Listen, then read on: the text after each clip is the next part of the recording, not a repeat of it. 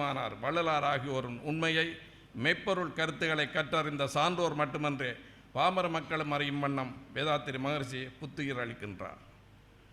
இந்த வேதாத்திரி மகர்ஷி அவர்களின் எண்ணக்கருவான அறிவித்திருக்கோயில் ஆழியாறில் அமைந்தது இப்பொழுது யாழ் மண்ணுக்கு வந்திருக்கு. தமிழகத்திலே கிட்டத்தட்ட 169 திருக்கோயில்கள் மலர்ந்திருக்கின்றன. உலக சமுதாய சேவா சங்க தலைவர் பத்மஸ்ரீ அவர்கள் அந்த திருக்கோயில்களை ஆரம்பித்து வைத்துள்ளார். அவரே இந்த அறிவித்திருக்கோயில்களையும் ஆரம்பித்து வைத்திருக்கிறார்.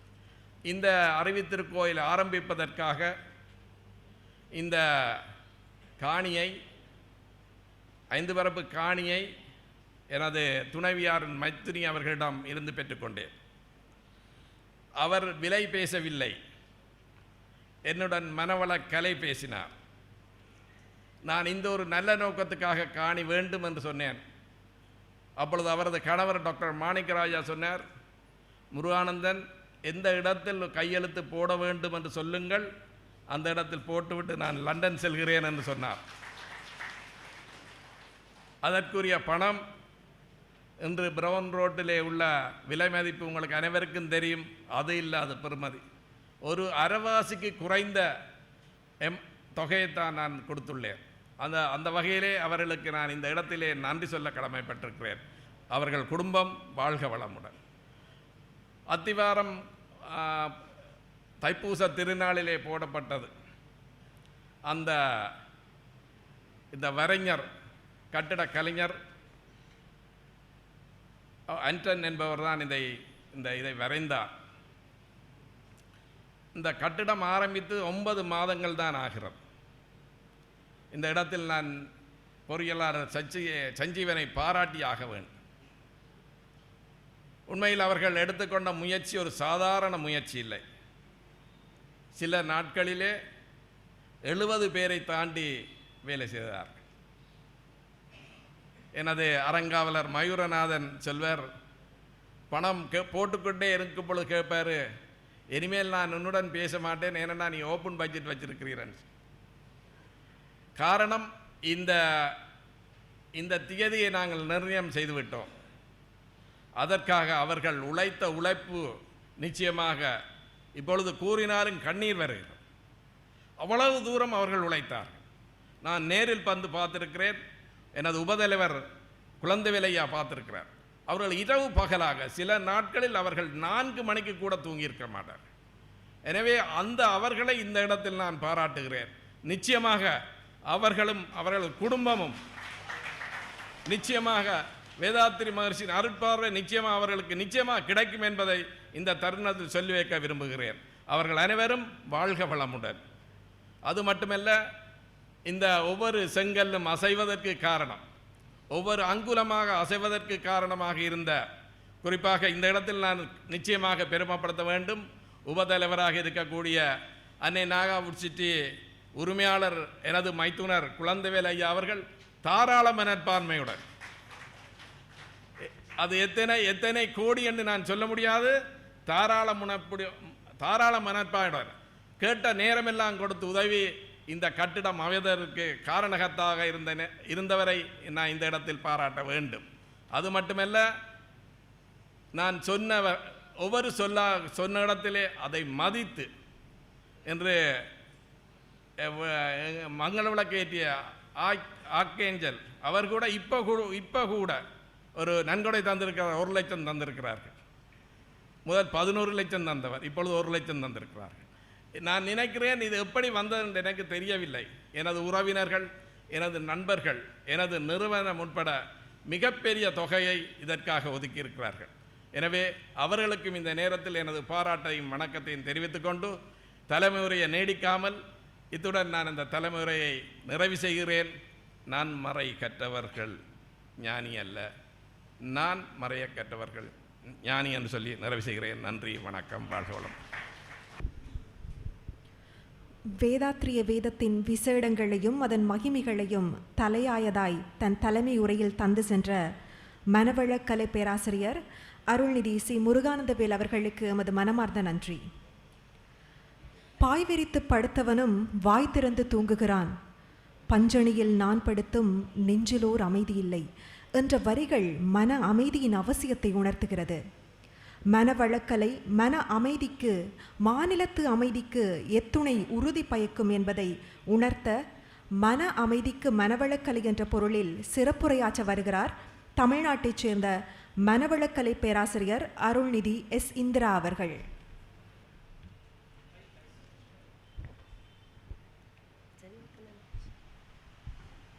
வாழ்க வையகம், வாழ்க வையகம், வாழ்க வளமுடன். குரு வாழ்க, குருவே துணை. உலக சமுதாய சேவா சங்கத்தின் தலைவர் பத்மஸ்ரீ ஐயா எஸ்கே மயிலானந்தன் அவர்களே, சொல்வேந்தர் சுகிசிவம் ஐயா அவர்களே, யாழ்ப்பாண மனவளக்கலை மன்றம் அறக்கட்டளை தலைவரும் பேராசிரியருமான முருகானந்தவேலு ஐயா அவர்களே, உப தலைவராக இருந்து அனைத்து நிலையிலேயும் முருகானந்தவேலு ஐயாவுக்கு உறுதுணையாக இருந்து கொண்டிருக்கும் குழந்தைவேலு ஐயா அவர்களே, மற்றும் இங்கு வந்திருக்கும் இருபால் மெய்ய அன்பர்களே, அனைவருக்கும் வணக்கம், வாழ்த்துக்களை தெரிவித்துக் கொள்வதில் பெரும் மகிழ்ச்சி அடைகிறோம். வாழ்க வளமுடன். உயிரையும் அறிவையும் என் உள்ளே செலுத்தி உயர் தவ முறையை உணர்த்திய ஞான ஆசான் அவர்களை அன்போடு வணங்குகிறேன். காலையிலிருந்து கேட்டுகிட்டே இருக்கிறோம், கேட்டுகிட்டே தான் இருக்கிறோம். மறுபடியும் திருப்பி எப்போ சொல்ல போகிறோன்னு தெரியல. கேட்டுகிட்டே இருக்கிறதையெல்லாம் நம்மளால் அசைப்போட முடியும் ஒரு நிலையில். அப்படி அசைப்போடக்கூடிய மனம் அமைதியாக இருக்கிறதுக்கு என்ன செய்யலாங்கிறது தான் மன அமைதிக்கு மனவளக்கலை. காலை முதல் இரவு வரையிலும் நாம் எல்லா வேலைகளையும் செய்துகிட்டே இருந்தாலும் மனசு இருந்தால் தான் அந்த வேலையை சரியானபடி செய்ய முடியுங்கிறது தியானம் எடுத்தவர்கள் எடுக்காதவர்கள் அனைவருக்குமே தெரிந்த ஒரு விஷயந்தான். ஆனாலும் நான் கேட்டேன், ஐயாட்ட சொன்னேன், எனக்கு எந்த ஸ்பீச்சுமே போட வேண்டாம், நான் கீழேயே உட்காந்து கேட்டுகிட்டே இருக்கிறேன் அப்படின்னேன். அப்புறம் அவங்க சொன்ன மாதிரி அந்த ஈனான்னு சேர்ந்து வர்றதுனால தான் இலங்கை இந்திரான்னு அவங்களால ஈஸியாக சொல்ல முடியுதுன்னு நினைக்கிறேன். அதனால் நீங்கள் கண்டிப்பாக பேசணும்னு சொன்னதுனால தான். மன அமைதிக்கு மனவளக்கலை அப்படிங்கிறதுல இவ்வளோ பேர் நாம் இங்கே இருந்தால் கூட எவர் ஒருவருக்கும் நம்முடைய மனசை காட்டுனா காட்ட முடியாது. மறைபொருள் 3 என அருளாசான் அவர்கள் சொன்னது, ஒன்று உயிர், இன்னொன்று மனம், இன்னொன்று தெய்வம். அகப்பை சித்தர் என்று சொல்லக்கூடிய ஒரு சித்தர் சொல்கிறாரு, தூராதி தூரமடி தூரமது இல்லையடின்னு சொல்கிறாரு. பெரிய பாடல் அது, ஆனால் இந்த 2 வரியே போதுமென எண்ணுறேன். தூரமாக தான் இருக்குது, ஆனால் அது பக்கத்தில் தான் இருக்குது. அப்படி தூராதி தூரமடி தூரமது இல்லையடி அப்படின்னு சொல்லிட்டு அவர் 3 விஷயம் நாம் இங்கே எடுக்கலாம். ஒன்று தெய்வம், இன்னொன்று உயிர், இன்னொன்று மனசு. தெய்வத்தை பற்றி என்ற நிலையில் அறிவுக்கு ஏன் ஒரு ஆலயம் அப்படிங்கிறதுல பேசுகிறதுக்காக ஐயா இருக்கிறாங்க. ஆனால் மனசு தான் என்னை பற்றி எனக்கு சொன்னதுனால நான் இதை மனசுக்காகவே எடுத்துக்கிறேன். இந்த 2 வரிகளை அமைதியாக இருக்கிறோம் அவ்வளோ பேரும். இப்போது நம்முடைய மனசோட அமைதி நிலை ஆல்ஃபான்னு வச்சுக்கலாம். இது நம்ம தியானம் எடுத்தவர்கள் எடுக்காதவர்கள் இப்போ டிவியில் நிறைய தெரிஞ்சுட்டு தான் இருக்கிறோம், அமைதியாக இருக்கிறோம். ஆனால் கோவப்படும் பொழுது மட்டும் நாம் ரொம்ப சத்தமாக பேசுகிறோம். வீட்டுக்கார் பக்கத்தில் இருந்தாலுமே அவருக்கு காது கேட்குமோ கேட்காதோ, ஏன்னா கேட்காம போயிடக்கூடாது பாருங்கள், நம்ம கத்துனது அப்புறம் வேஸ்ட் ஆகிரும். பல நேரம் அப்படி தான் ஆகுது, அது வேற. இருந்தாலும் அப்படி கத்தும் பொழுது ஏன் நாம் இப்படி வேகமாக இப்படி கத்துறோம் அப்படின்னு என்னைக்கா சிந்தித்தோம் அப்படின்னா அது எப்படிங்க சிந்திக்க முடியும்? சத்தம் போட்டேன், கோவப்பட்டேன், பேசிட்டேன், முடிஞ்சுது. ஆனால் ஒரு அறிஞர் சொல்கிறாரு, நீங்கள் எப்பொழுதெல்லாம் அமைதியாக இருக்கிறீர்களோ அப்பொழுதெல்லாம் எந்த ஒன்று தள்ளி இருந்தாலும் அது உங்கள் அருகிலே இருக்கும். எப்பொழுதெல்லாம் நீங்கள் உணர்ச்சி வசப்படுகிறீர்களோ அப்பொழுது எந்த ஒன்று அருகில் இருந்தாலும் அது தள்ளியே விலகிச் செல்லும். அப்படி விலகிச் செல்வதற்கும் பக்கத்தில் இருப்பதற்கும் உரியதாக இருப்பது தான் உயிர், மனம், தெய்வம் என்ற நிலையில் நாம் இப்போ மனசை பற்றி எடுத்துக்கலாம். ஏன்னு கேட்டால் தெய்வம் தள்ளியும் இருக்குது, நம்முள்ளும் இருக்குது. அதை தான் அருளாசான் சொல்லுவது, உன்னுள்ளே தெய்வம் அறிவாக உள்ள உண்மை உற்றுப்பார். உலக மக்கள் அனைவருமே உற்ற நண்பராவார். நம்முள்ள இருக்கக்கூடிய அறிவை நாம் எப்பொழுது உணர்கிறோம் அல்லது தெரிஞ்சுக்கிறோமோ அப்பொழுது உலக மக்கள் அனைவருமே உற்ற நண்பராவார். வீட்டில் இருக்கிறது பக்கத்து வீட்டில் இருக்கிறவங்களே என்னன்னு தெரியல, இங்கே வர்றதுக்காக ஐயா முருகானந்த வேலு ஐயாவுக்கு வந்து மேலும் மேலும் மேலும் மேலும் எப்படி நன்றி கடன் செலுத்த போகிறோன்னு தெரியல. இங்கே என்னோடய ஃபேமிலிக்கெலாம் அவங்க தான் டிக்கெட் போட்டு இங்கே வர வச்சுருக்காங்க. அப்போ பாஸ்போர்ட் எடுக்கணும்னு சொல்லும் பொழுது பாஸ்போர்ட் ஆஃபீஸ் போன உடனே கேட்டாங்க பக்கத்து வீட்டுக்கார பேர் வேணும்னு. எனக்கு தெரியலேன்னு சொன்னேன். ஏம்மா நீ அந்த வீட்டில் தானே இருக்கீங்கம்மான்னு என்னை கேட்டார் பாஸ்போர்ட் ஆஃபீஸில். அந்த வீட்டில் தான் இருக்கேன், ஆனால் பக்கத்து வீடு தெரியாது. ஏன்னு கேட்டால் நண்பராக பகைவராங்கிறத விட தெரியலேங்கிறது வந்து அது சரியான பதில் இல்லை. அப்புறம் ஃபோன் பண்ணி கேட்ட மாதிரி வந்த உடனே அந்த சார்கிட்ட போய் முதல்ல கேட்டேன், ஐயா உங்கள் பேர் என்னன்னு தான் நான் கேட்டேன். அப்போ நினச்சேன், நாம் எல்லா பக்கமும் போய் பேசுகிறோம், எல்லாம் பண்ணுறோம், உலக சமாதானம் எல்லாம் நல்லாவே பேசுகிறோன்னா கூட பக்கத்து வீட்டில் இருக்கிறவங்களோட பேரை நம்ம தெரிஞ்சுக்கிடாம தான் இவ்வளோ நாள் இருந்திருக்கிறோம். அப்படின்னா அவர் பக்கத்து வீட்டில் இருக்கிறாரு, இன்றைக்கி அவரோட பேரும் அவரோட அட்ரஸும் நம்மளோட பாஸ்போர்ட்டுக்கு தேவைப்படுது வீட்டுக்காரங்களுக்கு அப்படின்னு சொல்லும் பொழுது தேவைன்னா போய் விசாரிக்கிறோம், தேவையில்லைன்னா அது வரையும் கண்டுக்கலைங்கிற மாதிரியான ஒரு மனநிலை. அப்போ என்னுள்ள ஒரு மாற்றம், நாம் வந்து இப்படிலாம் இருக்கக்கூடாது, இன்னும் கூட அதிகமாக மக்களிடம் நெருங்கி பழகணுமோன்னு சொல்லிட்டு அப்படி ஒரு நாள் பேசிகிட்டு இருக்கும்பொழுது அவங்க சொன்னாங்க, நீங்கள் எங்கேயோ யூனிஃபார்ம் மாதிரி உனக்கு கட்டிட்டு போயிட்டு வரீங்களே எங்கேன்னு கேட்கும்போது மனவளக்கலை பற்றி சொன்ன உடனே அவர்கள் மனசுனா என்ன எல்லாம் கேட்டுட்டு இருந்தாங்க. நிறைய விஷயங்கள் சொன்னோம். ஆனால் நாம் எத்தனை பேர் இங்கே அமர்ந்திருந்தாலும் கூட ஒருவர் கூட மனதை காட்டினா காட்ட முடியாது என்பது உண்மை. ஆனால் அருவ ஆற்றலுக்கு எப்பொழுதுமே வலிமை அதிகம். அந்த அளவில் மனம் என்றால் என்ன, எண்ணம் என்றால் என்ன என்பதை 10 ஆண்டுகளுக்கு முன்பு ஆழியாறு அருவி திருக்கோவிலில் பத்மஸ்ரீ ஐயா அவர்கள் பேசும்பொழுது சொன்னதை நான் இப்போ சொல்கிறேன். ஏன்னா நான் மதியம் பேசும்பொழுது சுகிசிவம் ஐயாட்ட சொன்னேன், நிறைய கதைகள் உங்கள்கிட்ட நான் திருடுவேன், ஆனால் வெளியில் சொல்லும் பொழுது உங்கள் பேரை சொல்ல மாட்டேன்னு சொன்னேன். அது மாதிரி இப்போ நான் வந்து யார்கிட்டேருந்து இந்த மெசேஜ் எடுத்தேங்கிறத உங்கள்கிட்ட முன்னுக்கூட்டியே சொல்லிடுறேன். தலைவர் ஐயா ஆழியாறு அருவி திருக்கோயிலில் பேசும்போது சொன்னாங்க, மனம் என்றாலும் எண்ணம் என்றாலும் ஒன்றுதான். மனம் என்பது பல எண்ணங்களின் தொகுப்பு. எண்ணம் என்பது ஒன்றை எண்ணிக்கொண்டிருப்பது. எண்ணம் என்றால் ஒரு தென்னை மரம் ஒன்றை பார்ப்பது, தென்னை மரங்களை தொகுப்பாக பார்ப்பது.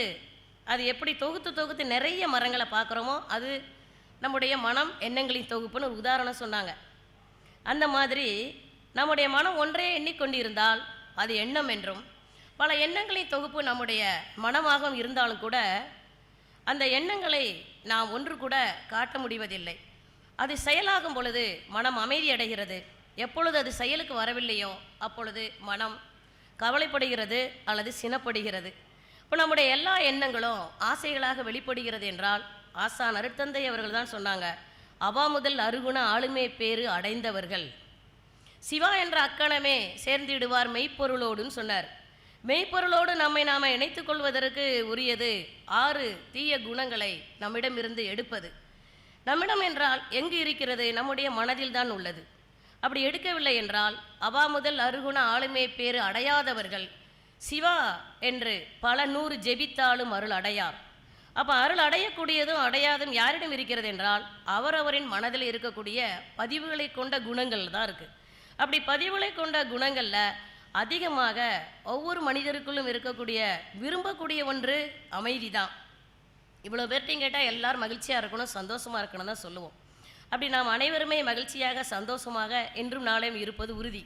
நாளை மறுநாள் அப்படின்னு சொன்னால் அப்புறம் நம்முடைய வழக்கமான பணிகளுக்குள்ளே போகும் பொழுது நம்முடைய தேவைகளை எல்லாம் நிறைவேறாத போது வரக்கூடிய சின்ன சின்ன எரிச்சல் சினம் இருக்கலாம்.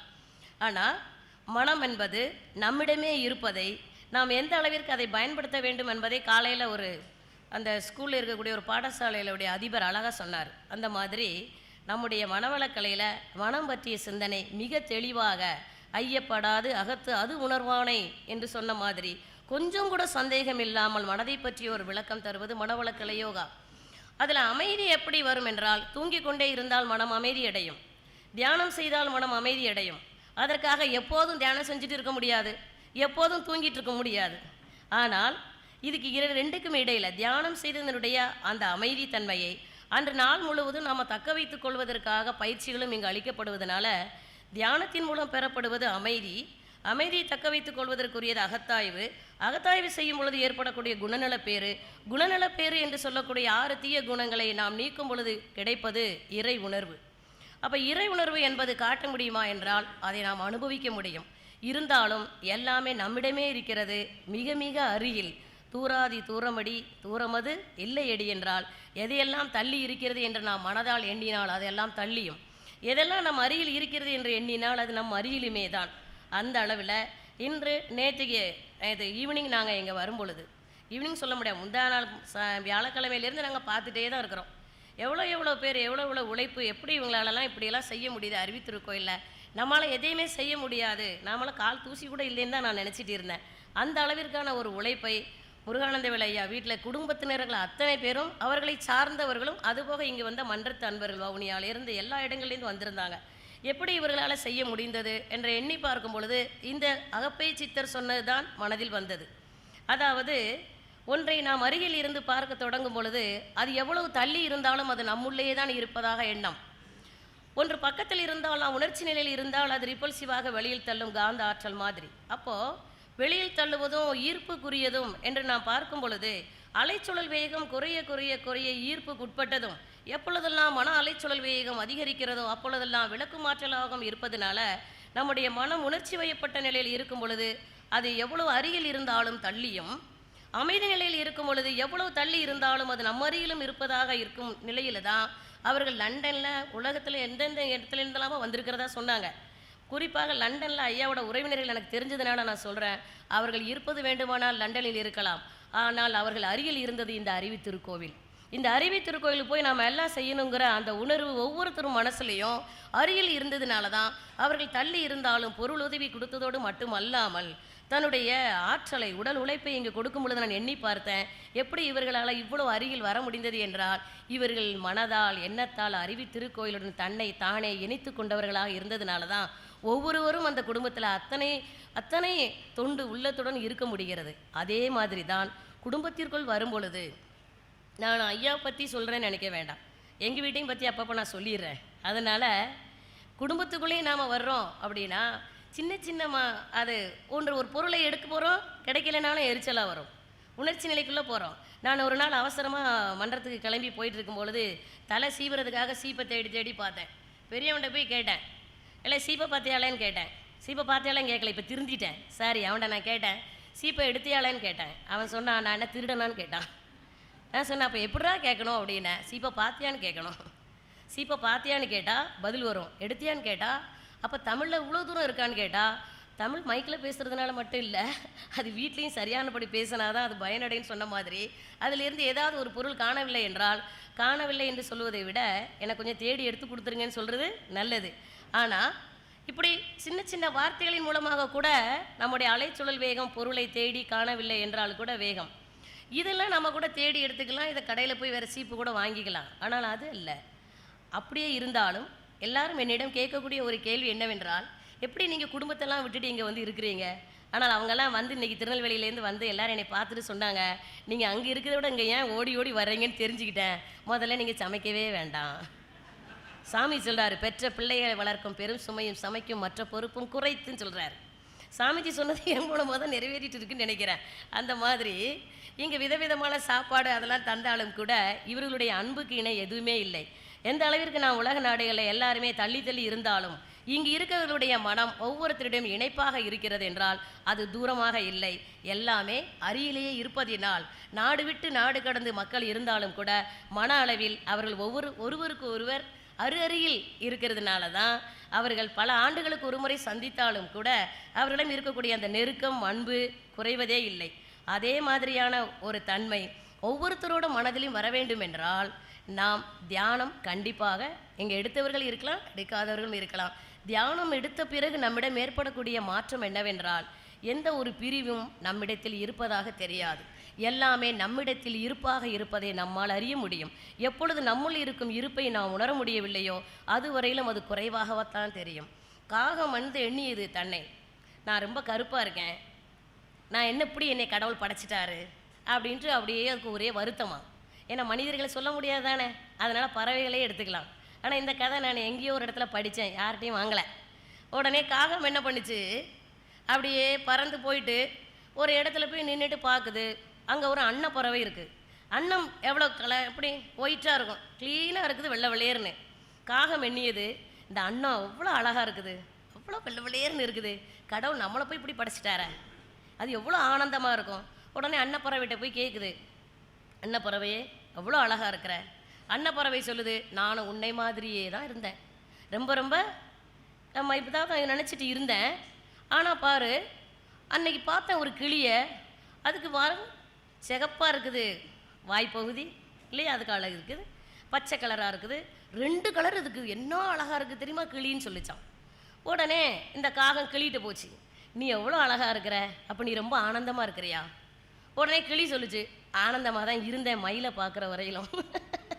என்னைக்கு நான் மயிலை பார்த்தனோ அன்னைக்கு தான் தோகை விரிச்சு ஆடுது, எல்லாரும் அதை பார்த்து ரசிக்கிறாங்க. எங்கே? எல்லாம் மிருக காட்சி சாலையில் தான். உடனே மயிலை எல்லாம் பார்த்து முடிச்சுட்டு மயிலை பார்க்க போச்சு காகம். பார்க்க போனால் எல்லாரும் அதை ரசித்து முடித்த உடனே மயில் பக்கத்தில் மெதுவாக காகம் போச்சு. காகம் போய் சொல்லுச்சு, மயில் நீ எவ்வளோ அழகாக இருக்கிற, எவ்வளோ ஆனந்தமாக இருப்ப, ஆனால் என்னைய பாரு கடவுள் இப்படி படைச்சிட்டாருன்னு சொன்ன உடனே மயில் சொல்லியது, இல்லை இல்லை, இந்த உலகத்திலேயே மிக ஆனந்தமாக இருப்பது யாருன்னு கேட்டால் காகம்தான். ஏன்னா காகம்தான் எந்த மிருக காட்சி சாலையிலையும் பூட்டி வைக்கப்படுவதில்லை. இஷ்டத்துக்கு அது வாட்டில் பறந்து போகும், இரை தேடும், எல்லாம் செய்யும். அது சொன்ன பிறகு தன்னிடம் இருக்கக்கூடிய சுதந்திரம் அதுவரையிலும் தெரியல, தெரிஞ்சப்புறம் காகத்துக்கு மகிழ்ச்சியாம். அது மாதிரி தான் நம்மிடத்திலேயே இறைநிலை அறிவாக இருக்கிறது என்பதை இருப்பை நாம் உணர வேண்டும். உணர்த்துவதற்கு ஒரு குரு வேணும். அந்த குருவானவர் நீ எதையும் தேடி போய் விட வேண்டியது இல்லை. எதை விட வேண்டும் என்றால் தீய குணங்களை விட வேண்டும். அது சாதாரணமான விஷயம் இல்லை. ஐயா காலையில் சொன்ன மாதிரி சுகர் இருக்குன்னு தெரிஞ்சுட்டு டாக்டர் அவ்வளோ அட்வைஸ் பண்ணாலும் வீட்டில் போய் சாக்லேட் தந்தவுடனே சாப்பிட்ற குணம் இருக்குதுன்னு சொன்னால் அது இருக்க தான் செய்யும். மாற்றுவது கடினம். ஆனால் எக்ஸசைஸ் பண்ணினால் நம்மால் அதை மாற்ற முடியும். அதே சமயத்தில் தியானம் பண்ணினால் நம்முடைய வினைப்பதிவுகளை முழுமையாக நாம் மாற்றிக்கொள்ள முடியாவிட்டாலும் கூட ஓரளவு அதை தனித்து கொள்ள முடியும். அந்த அளவில் தூராதி தூரம் என்பது எதுவுமே இல்லை.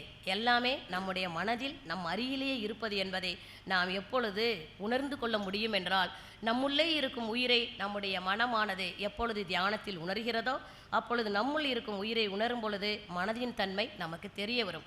அதனால தான் ஆசான் அவர்கள் ஒரு இடத்தில் குறிப்பிடுறாங்க, மனம் உயிரோடு இணைவது தவம், மனம் இறையோடு இணைவது ஞானம், மனம் பிற மனதோடு இணைவது அறம். அறத்திற்காக தான் அத்தனை மதங்களும் சொல்லப்பட்ட விஷயம் எல்லாமே. எல்லாரும் சொல்றது நீ யாருக்கும் துன்பம் கொடுக்காதே என்றால் அது அறம். அதைத்தான் அருட்தந்தை அவர்கள் இங்கே 2 ஒழுக்க பண்பாடாக கொடுத்துருக்குறாங்க. நான் எனது வாழ்நாளில் யாருடைய உடலுக்கும் மனதிற்கும் துன்பம் தரமாட்டேன், துன்பப்படுவோருக்கு என்னால் முடிந்த உதவிகளை செய்வேன். இந்த அறவழி வாழ்வதற்காக கொடுக்கப்பட்ட 2 ஒழுக்க பண்பாட்டை ஒவ்வொருவரும் கடைபிடிக்கும் பொழுது ஒரு மனிதனுடைய மனம் இன்னொரு மனித மனதை விளக்குவது இல்லை, அது வெறுப்பதும் இல்லை. இந்த மனம் எப்படியோ நம்முடைய மனமானது, நம்முடைய மன உணர்வு எப்படியோ அதே மாதிரி தான் அயலானினை நேசி என பைபிள் சொன்ன அந்த வசனத்துக்கு ஏற்றபடி நம்மால் கண்டிப்பாக வாழ முடியும். அப்படி ஒரு மனமும் இன்னொரு மனமும் இணைவதற்கான ஒன்றுதான் மனவளக்கலை. இணைப்பை பெறுவதற்குரிய முதல் இடம் நம்முடைய குடும்பம். வீட்டின் விரிவே வீணுலகம் ஆதலினால் வீட்டறத்தில் வெற்றிகான் சொன்ன மாதிரி குடும்ப அமைதிதான் அருளாசான் அவர்கள் அதிகமாக நம்மிடத்தில் சொல்வது. அருட்தந்தை அவர்கள் பெண்களுக்காக மனவளக்கலை கொடுக்கும் பொழுது சொன்னது அதுதான். குடும்பத்திற்குள் எவர் ஒருவர் மனவளக்கலை கொண்டு செல்கிறார்களோ அவர்களால் எளிதாக வாழ்க்கையை மிக சிறப்பாக நடத்த முடியும். வரக்கூடிய எல்லா விதமான பிரச்சனைகளை நிறுத்துவது அல்ல நம்முடைய நோக்கம். பிரச்சனைகளை எதிர்கொண்டு அதிலிருந்து எப்படி நாம் பதிவை கழித்து மீண்டு வருவது என்பதுதான் நம்முடைய வாழ்க்கை. அந்த அளவில் மனவளக்கலை என்பது மிக உயர்வான ஒரு பொக்கிஷம். அது நம்முடைய அருட்தந்தை அவர்கள் மிக எளிமையாக கொடுத்ததோடு மட்டுமல்லாமல் ஆசான் அவர்கள் எழுதிய ஒரு பாடல், அதை சொல்லிட்டு நான் அப்படியே நிறைவு செய்து கொள்ள இருக்கிறேன். அதாவது சுவாமிஜி எழுதியிருக்கிறாங்க, உங்களுடைய அந்த கதைத்தல்ங்கிறது அதில் வரும், போட்ட இடந்தெனில் பொருளை தேடி காணும். அதற்கு முன்னாடி சொல்கிறாரு சாமிஜி, ஏட்டினிலே கதைத்து விட்ட ஞானம் கற்று. கதைத்தல்னா அப்போதை கூட முருகானந்த வேலையா அப்போ சொன்னாங்க, உங்களை பற்றி பேசிகிட்டு இருக்கோன்னு அவங்க சொன்ன உடனே ஆலங்குளத்துக்காரங்க சொன்ன உடனே ஐயா கேட்டாங்க, பேசுகிறீங்களா ஏசுகிறீங்களா அப்படின்னு. நான் சொன்னேன் கதைச்சிட்டு இருக்கிறேன் அப்படின்னு சொன்னேன். அந்த மாதிரி கதைத்தல் என்றால் பேசுதல், பேசுதல் என்றால் ஸ்ரீலங்கா இங்கே இலங்கையை பொறுத்தவரை ஏசுதல். அதனால் நான் ரொம்ப எச்சரிக்கையான வார்த்தைகளை பயன்படுத்துகிறேன். சாமிஜி எழுதியிருக்கிறாங்க, ஏட்டினிலே கதைத்து விட்ட ஞானம் கற்று ஏக்கமுற்று அதையடைய எண்ணம் கொண்டு போட்ட இடந்தனில் பொருளை தேடி காணும் பொது அறிவை கூட உபயோகிக்காமல் நாட்டில் உள்ள அனுபவ பொருட்கள் மீது நாடி நிற்கும் அறிவை பண்படுத்த வேண்டி காட்டிற்கு போய் கனியும் கிழங்கும் உண்டு காலத்தை கழிப்பதினால் என்ன பயன் என்றால், அப்படி காட்டிலேயே போய் இருந்தாலும் ஒய்ஃபு கூடயே இருக்கிற மாதிரியே தான் இருக்கும். ஏன்னு கேட்டால் இவர் வெறுப்பில் நினச்சிட்டு அங்கே போய் உட்கார்ந்ததுனால தான். அதே சமயத்தில் காட்டுக்கு போக தேவையில்லை, வீட்டில் இருந்து கொண்டு ஒருவரை ஒருவர் புரிந்து கொள்ளக்கூடிய மனவளக்கலை எடுத்துட்டா போட்ட இடம் எங்கு என்றால் குடும்பத்தில் மனசில் தான் அத்தனையும் வச்சுருக்குறோம். ஒரு முல்லா கதை உங்கள் எல்லாருக்கும் தெரிஞ்சிருக்கும்னு நினைக்கிறேன். ஸ்ட்ரீட் லைட்டில் வெறில் தெருவோர லைட்டில் அவர் ஒருத்தருக்கு முல்லா வந்து காசு தேடிட்டே இருக்கிறாரு. அப்படி காசு தேடும் பொழுது அவர் நண்பர் வர்றாரு. நண்பர் வந்து கேட்குறாரு, என்ன தேடுறீங்க? 1/2 மணி நேரமாக நானும் கவனிச்சுட்டே இருக்கிறேன். முல்லா சொல்கிறாரு, காசை தேடுறேன்ப்பா. உடனே சரி நானும் சேர்ந்து தேடுறேன். ஃப்ரெண்டு சேர்ந்து தேடுறாரு, ஆனால் காசு கிடைக்கல. ஃப்ரெண்டு கேட்குறாரு முல்லாட்ட, காசு இங்கே தான் போட்டிங்களா? முல்லா சொல்கிறாரு, காசு இங்கெல்லாம் போடலை. அப்போ இங்கே தேடுற? இங்கே தான் ஏன் வெளிச்சமாக இருக்குது, வீட்டுக்குள்ளே இருட்டாக இருக்குது அப்படின்னாராம். வீட்டுக்குள்ளே